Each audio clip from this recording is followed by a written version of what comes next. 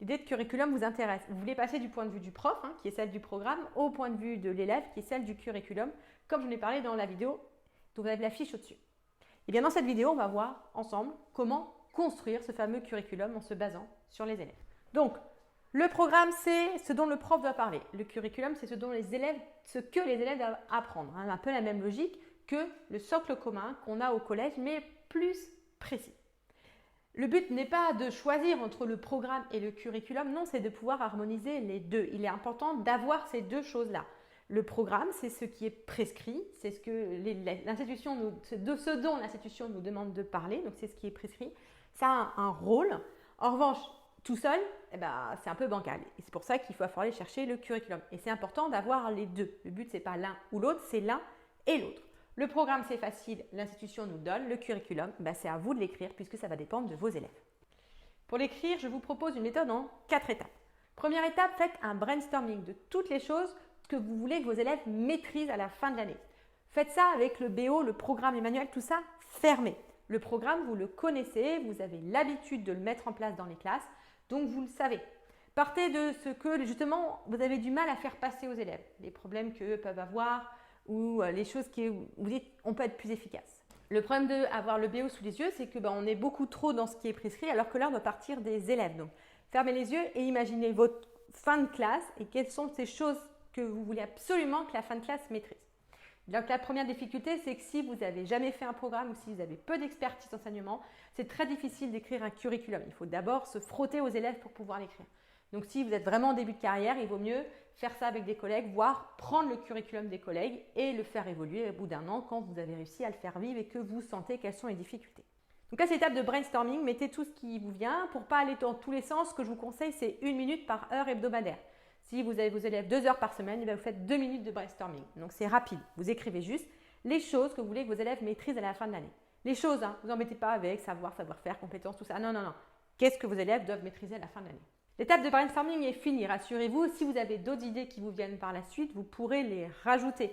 Mais d'expérience, on a souvent trop d'objectifs, donc c'est pour ça que c'est pas mal de commencer par un petit brainstorming.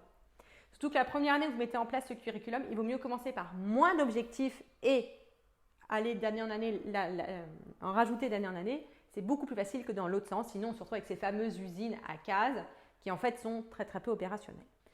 Donc pour être sûr de ne pas avoir trop de critères et des critères trop petits qui ne vont pas être utilisables, il va falloir faire attention. Donc deuxième étape, à ce qu'il ne soit pas trop petit et qu'il n'y en ait pas trop.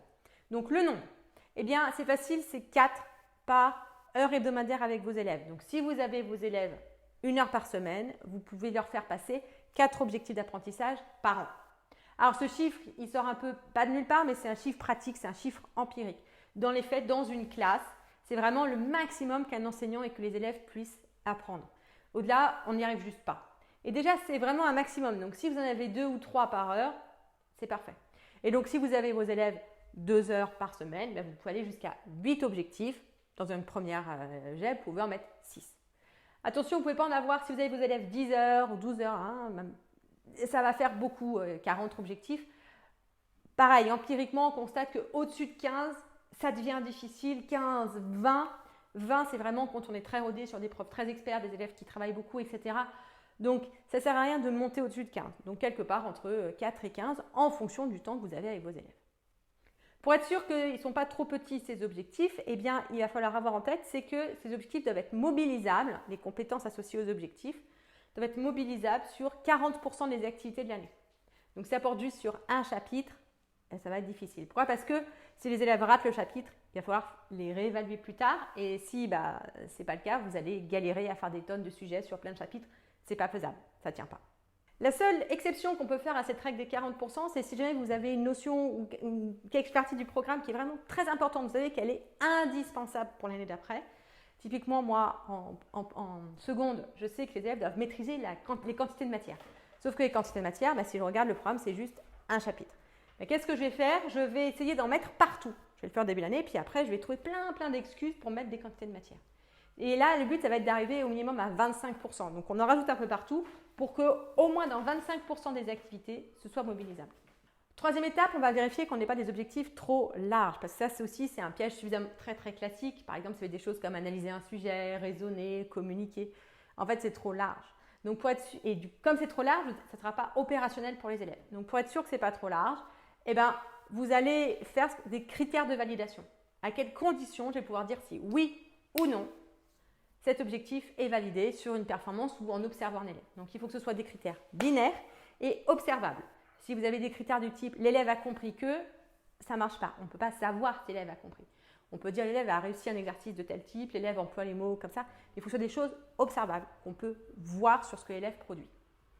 Et on fait une dernière étape. On va là faire le lien avec le BO, vérifier que tout ce qu'on a mis correspond à ce qui est demandé. Le but, ce n'est pas que ça aille chercher tout, mais que vos objectifs correspondent à ce qui est demandé. Si vous avez un objectif sur, je ne sais pas, l'Italie au XVe siècle alors que ce n'est pas dans le programme, cet objectif, il ne va pas rentrer.